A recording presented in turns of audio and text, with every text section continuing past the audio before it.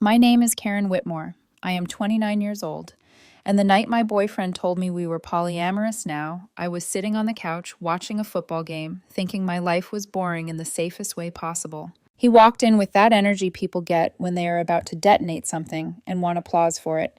He didn't sit right away. He hovered. Then he grabbed the remote and muted the TV mid-play. That was when I knew. We need to talk about evolving our relationship, he said, trying to sound calm, like this was a TED Talk and not a controlled burn. I already knew something was off. He had been working late, dressing better, always on his phone, smiling at texts he wouldn't explain. I wasn't stupid. I just hadn't confronted it yet. He pulled out his phone and showed me an article. Something about how monogamy was a social construct, how love wasn't finite, how modern relationships required bravery. I think we should open our relationship, he said. I took a sip of my drink and said, okay. His eyes widened. Really, you're not mad? Why would I be mad? He had clearly already made his decision. He exhaled, relieved, then rushed ahead before I could change my mind. I should be honest. I've already connected with someone. Her name is Alyssa, from my ceramics class. The one he started 6 months ago. It's not physical yet, he added quickly, but we've been texting and there's definitely something there. I nodded. Congratulations. He blinked. That's it? What else should I say? He already had someone waiting in the wings. This wasn't a discussion, it was a notification. He spent the next hour explaining the rules. We could both see other people. No bringing them to the apartment. Protection always. Emotional check-ins. He had clearly rehearsed this. I listened. I smiled at the right moments. When he finally asked if I was going to start dating too, I said, maybe. That night, he went to meet Alyssa for coffee. I started looking for a new apartment. A week later, I moved into a small studio downtown. Clean, quiet, mine. He kept texting about how this didn't mean we were breaking up, just expanding our love. I responded mostly with thumbs-up emojis. Online, he documented his journey. Quotes about freedom. Pictures with Alyssa. Captions about authenticity. I focused on myself. Gym, friends, sleep. It was peaceful in a way I hadn't realized I'd been missing. And then I ran into Daniel. Daniel is 48. He is my boyfriend's stepfather. He had been in his life since he was a teenager. His wife passed 2 years ago. Cancer. He'd been alone ever since. I met him at the grocery store. He was wrestling with a massive bag of rice. I helped him get it into his cart. Karen, he said, surprised. How are you, sweetheart? He hugged me, warm and familiar. He asked how I was doing. I laughed and said, that's one way to describe it. He mentioned that my boyfriend had brought Alyssa to dinner recently. She spent 20 minutes explaining why free-range clay has better energy, he said. I nearly lost it. We laughed, hard. He asked if I wanted to grab coffee. I could use some normal conversation. We talked for 3 hours, about his work, my job, travel, books. Not once did he mention polyamory. It was refreshing. The next day, he texted me. His catering assistant had bailed. He asked if I wanted to help for extra cash. We worked the event together. Easy rhythm, shared jokes. At the end of the night, sitting in his car, splitting tips, he paused. This might be inappropriate, he said, but would you like to have dinner sometime, like actual dinner? I looked at him, this kind, steady man who had been dealt a rough hand and kept going anyway. I'd like that, I said. He smiled. My stepson is going to lose his mind. And somewhere deep inside, I realized this wasn't revenge. This was the beginning of something no one saw coming. Daniel and I kept things quiet at first. Not because either of us felt guilty, but because we both understood how fragile the situation already was. There was no need to throw gasoline on something that was still smoldering. We started with dinners, real ones, sitting across from each other without phones, without agendas, without anyone trying to prove how evolved they were. He cooked most nights. He was precise in the kitchen, calm, confident, the kind of man who didn't need validation because he already knew who he was. What surprised me wasn't the attraction. That part came naturally. What surprised me was how safe I felt. There was no performance, no explaining myself, no pressure to be anything other than exactly where I was. After months of emotional whiplash, that steadiness felt intoxicating. We talked about his wife, about how cancer doesn't just take people, it takes futures. He talked about the silence of the house afterward. I talked about realizing that my boyfriend hadn't actually wanted openness. He wanted permission. Permission to explore without consequence, without risk, without losing the safety net I represented. Daniel listened. He didn't interrupt. He He didn't fix. He just listened. A few weeks in, we went to a wine tasting, then a comedy show, then a long walk that turned into sitting on a bench at midnight, talking about nothing and everything. The chemistry was undeniable, but restrained, like both of us were aware of the invisible line between us and choosing not to cross it too fast. One night, about 3 weeks after our first dinner, Daniel looked at me across the table and said quietly, "We're going to have to tell him eventually."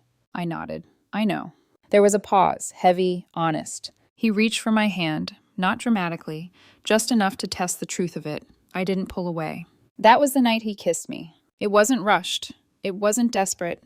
It was the kind of kiss that felt like a decision, not a reaction.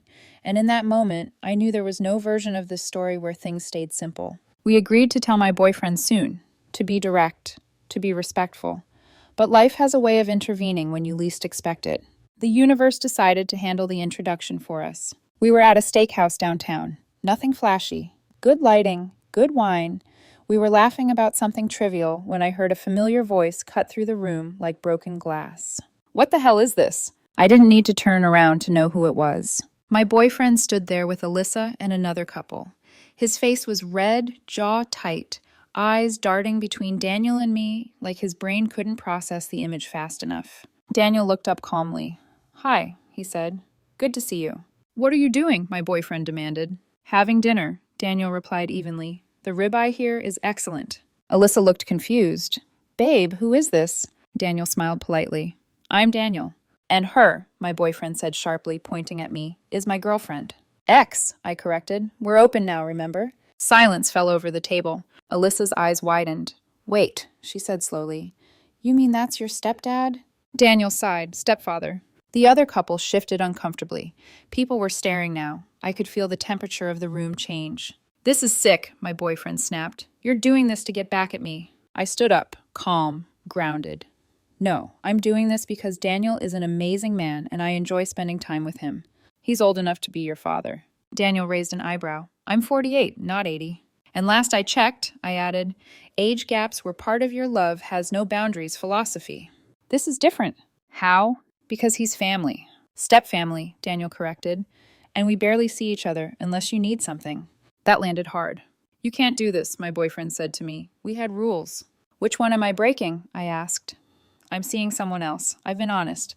I'm not bringing him to our apartment, which doesn't matter anyway since I moved out." Alyssa tried to interject something about growth and acceptance, but my boyfriend cut her off.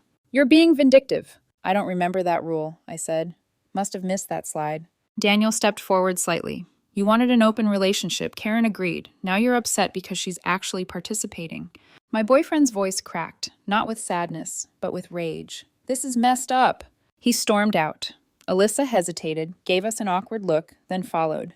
Daniel exhaled slowly. "Well," he said, "that went better than expected." I laughed, shaky but real. He didn't throw anything. The fallout was immediate. The next day, messages started coming in. Family members, friends, questions wrapped in concern and judgment. My boyfriend called every relative Daniel had, framing the story like Daniel had stolen something that belonged to him. Most people weren't buying it. One aunt actually said, "Good for him. He deserves happiness." Then came social media. My boyfriend posted a long thread about betrayal, about boundaries, about how some people weaponize progressive relationships. The comments did not go the way he expected. People asked uncomfortable questions. People remembered who suggested opening things up in the first place. The post disappeared within an hour. That's when things escalated. He called Daniel's biggest catering client and tried to get him fired, accused him of lacking moral character, tried to frame the relationship as inappropriate and dangerous. The client called Daniel immediately. Turns out the woman on the other end had been divorced by her husband the year before. She was not sympathetic. Daniel kept the contract, and then some. That was the moment Daniel stopped being patient. He didn't yell. He didn't retaliate. He documented everything, every message, every voicemail, every threat. Then he forwarded it all to the executor of his late wife's estate, the same man who still oversaw my boyfriend's trust fund until he turned 30. The call that followed was loud enough for me to hear through the phone. "You are spiraling," the executor said, "and if this continues, I will consider it a violation of the conditions your father put in place." That night, my boyfriend called me screaming, accused me of turning everyone against him. No, I said quietly. You did that all on your own. There was a long silence, and for the first time, I realized something important. He wasn't angry because he loved me. He was angry because I didn't wait. The next week, my boyfriend showed up at my studio apartment like a man arriving to negotiate a hostage situation. He didn't come alone. Alyssa was with him. And Daniel was right. If you want to know how serious someone is about controlling a narrative, you don't listen to what they say. You look at what they bring. They brought a whiteboard. I stared at it as they carried it into my doorway, like this was a group project and I was about to be graded. You're not coming inside, I said calmly. My boyfriend's face twitched, like he wasn't used to being denied. Karen, just listen. We've mapped it out. Alyssa smiled too brightly, the kind of smile people wear when they're trying to convince themselves they're the good person in a story. We're not here to attack you, she said. We're here to create clarity. Clarity, I repeated, letting the words sit there, with a whiteboard. My boyfriend rolled it open like a courtroom exhibit, and there it was. Lines, arrows, names, shapes, underlined terms like emotional entanglement, pseudo-family boundary violation, and something Alyssa had clearly insisted on adding, because it was written in a different color, energetic incompatibility. I almost laughed. Not because it was funny, because it was so absurd it felt unreal. You need therapy, my boyfriend said, pointing a marker at me like it was a microphone. I'm actually in therapy, I said. Have been for years. My therapist thinks I'm handling this whole situation surprisingly well. Alyssa's smile faltered. You're dating my stepfather, my boyfriend snapped. That's not normal. The relationship was opened by you, I said. You don't get to rewrite the rules because the outcome isn't what you imagined. Alyssa stepped forward. But this is family adjacent, she said carefully, like she'd practiced the phrase. That changes the dynamic. And cheating with your ex-girlfriend from ceramics class doesn't, I asked, because it's aesthetically pleasing to you. My boyfriend's jaw clenched. Then he did what he always did when logic failed him. He tried fear. If you don't stop seeing him, he said, voice low, I'll tell everyone at your job. I still have connections there. I blinked. Go ahead. His eyes widened. You don't care. No, I said, because you're confusing shame with power, and you don't have either. He didn't believe me, so he did it anyway. He called someone I used to work with, a coworker I'd had drinks with once, someone he'd met at a company event months ago. He clearly imagined my workplace reacting like a courtroom full of gasps. Instead, I got a text from my coworker 30 minutes later. Bro, your ex says you're dating his stepdad. Absolute legend. Then my manager messaged me one line. Is he cool? That was it. No scandal, no collapse, no public humiliation. Just confusion and mild curiosity. My boyfriend's threat bounced off reality like a weak punch. And that's when he shifted tactics again. He stopped trying to ruin my life quietly and started trying to ruin it loudly. He began showing up. At first it was subtle, places he knew I'd be. The grocery store, the gym, my favorite coffee shop near my apartment. Every time he'd arrive with Alyssa like she was a prop, and he'd make a scene without technically making a scene. They'd sit too close, laugh too hard, touch too much. It wasn't affection, it was performance. One afternoon, I walked into a coffee shop and saw them already inside, positioned by the window like a display. My boyfriend spotted me and immediately leaned in toward Alyssa, kissing her in a way that felt more like a challenge than love. Alyssa looked uncomfortable, like she had expected freedom and fun and got dragged into a war instead. I ordered my drink anyway, calm, unbothered, or at least pretending. He wanted me to flinch. He wanted me to collapse. But I had already left that version of myself behind in the apartment I moved out of. The worst part was what he did to Daniel. He started showing up where Daniel was. Daniel's catering events, his supply stores, even the park where Daniel walked his dog. And every time, the goal was the same. Create discomfort. Create doubt. Create a public narrative that Daniel was doing something wrong. But Daniel didn't crack. He didn't respond the way my boyfriend wanted. He didn't yell. He didn't threaten. He didn't engage. He documented every time.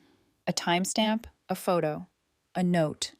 Calmly collecting proof like a man building a case. One Saturday at a farmer's market, my boyfriend saw us from across the stalls. He pulled Alyssa down onto a bench like they were teenagers and started making out aggressively, exaggerated, messy, performative. A mother nearby covered her kid's eyes. Security approached and asked them to leave. As they were escorted away, my boyfriend shouted, "This is what you wanted, Karen. This is what freedom looks like." Daniel leaned towards me and murmured, "That used to be my stepson." I exhaled. "I'm sorry." Daniel's voice was quiet. "Don't be. This isn't your fault. It's his. Then, right when I thought the chaos had peaked, Daniel told me we had to meet someone. The executor of the estate, the man who controlled my boyfriend's trust fund conditions. We sat across from him in a clean office with framed certificates and the kind of silence that makes people confess. Daniel slid a folder across the desk. Everything. The harassment, the sabotage attempt with the catering client, the public scenes, the threats. The executor's face didn't change much, but his eyes hardened. "He is out of control," he said finally. Daniel nodded. "I don't want his money. I don't want revenge. I want him to stop." The executor leaned back. "He will, or there will be consequences." That night, my boyfriend called me again. His voice was raw, frantic, stretched thin. "You turned him against me," he said. "No," I replied. "You showed him who you are." He started breathing fast. "You don't understand. My dad put rules in the trust. About judgment, about stability. If he thinks I'm spiraling." I didn't feel satisfaction. Not really. I felt something colder. Clarity. "You didn't want an open relationship," I said. "You wanted to test me." Silence. "What?" he snapped. "You thought I'd stay," I continued. "You thought you'd have fun with Alyssa, and I'd still be there, loyal, waiting, forgiving. This was never about love expanding, it was about control." His voice cracked. "That's not true." "It is," I said softly. "And the fact that you're more afraid of losing money than losing me proves it." He hung up. 2 days later, Alyssa texted me. "Can we talk?" I stared at the message for a long time, because I knew what was coming. And something in my gut told me Alyssa wasn't the villain here. She was the next twist. I met Alyssa at a cafe halfway between our neighborhoods, neutral territory. She arrived early, sitting rigidly with both hands wrapped around her cup like it was an anchor. When she looked up and saw me, her expression wasn't hostile. It was exhausted. "I didn't come to defend myself," she said before I even sat down. "I came to explain." I nodded. "Go on." She exhaled. "He told me you were fine with everything, that you were empowered, that this was mutual growth." Her voice wavered. "I didn't know I was stepping into a test." That word again. Test. "He talked about you constantly," she continued. "Not in a loving way, in a monitoring way.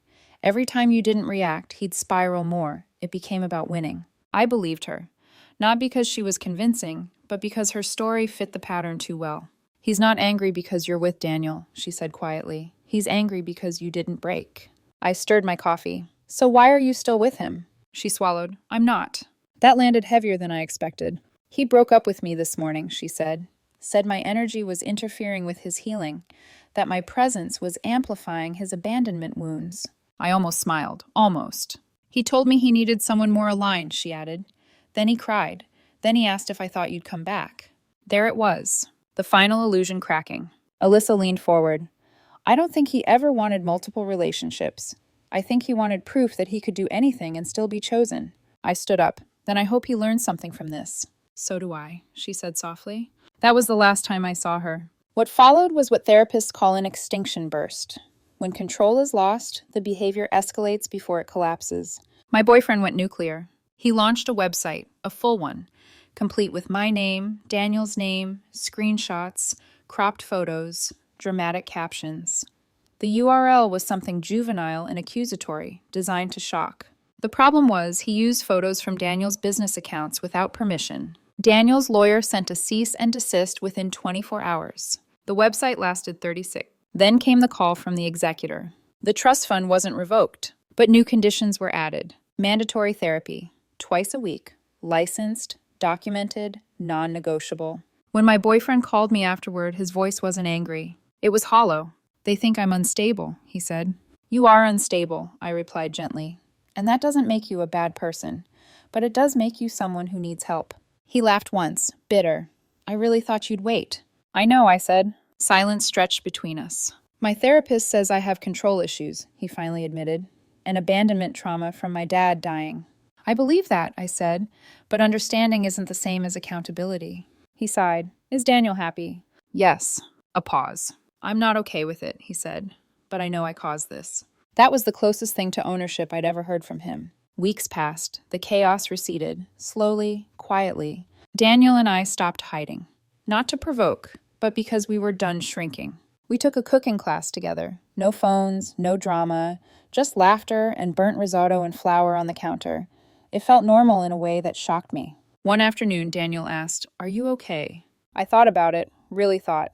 Yes, I said, for the first time in a long time. He smiled, not triumphantly, just warmly. That's when I knew the storm was over, and that whatever came next would be built, not survived. 3 months passed after the chaos finally burned itself out. Not exploded, burned out, quietly, like a fire that runs out of oxygen once no one is feeding it attention anymore. Daniel and I stayed together. There was no dramatic announcement, no victory post. We just kept choosing each other in small, ordinary ways. Grocery runs, Sunday mornings, late nights cooking something new and failing together before laughing it off. His business flourished, not because of the drama, but despite it. A hotel chain signed him for a year-long contract, the kind of deal that doesn't just pay well, but validates years of effort. He didn't brag about it. He just hugged me and said, "We can breathe a little easier now." I got promoted too. Senior role, more responsibility, more trust. Funny how your life expands when you stop trying to hold space for someone else's chaos. We talked about moving in together, carefully, thoughtfully, with real conversations about space and grief and expectations. Not rushed, not reactive. One afternoon, I ran into my ex at the same cafe where I'd met Alyssa months before. He looked smaller somehow, quieter, like someone whose internal volume had finally been turned down. He was alone, reading a book about emotional regulation. "Hey, Karen," he said, surprised. "Hi," I replied. We talked, awkwardly at first, then more honestly than we ever had when we were together. "I really thought you'd stay," he admitted, "that I could explore and you'd still be there, like home." "That wasn't love," I said gently. "That was insurance." He nodded. "I know that now." He hesitated. "Is Daniel teaching you to cook?" I smiled. "Yes, slowly." He stood up. "I'm not okay with it," he said, "but I get it. I created this." That was enough. We didn't hug. We didn't promise anything. We just acknowledged reality. Later that night, Daniel and I cooked together. He showed me how to make risotto properly, stirring slowly, patiently, letting it become what it was meant to be instead of forcing it. "I used to think love had to be dramatic to be real," I said. Daniel shook his head. "Real love is steady." He was right. The irony of all of this is that I never planned to fall in love with Daniel. I didn't set out to cross boundaries or prove a point. It just happened. Two people hurt by the same man, finding comfort, then honesty, then something stronger. My ex wanted something evolved, something free. He just didn't expect me to actually be free. Life is strange like that. Sometimes the best revenge isn't revenge at all. It's living well,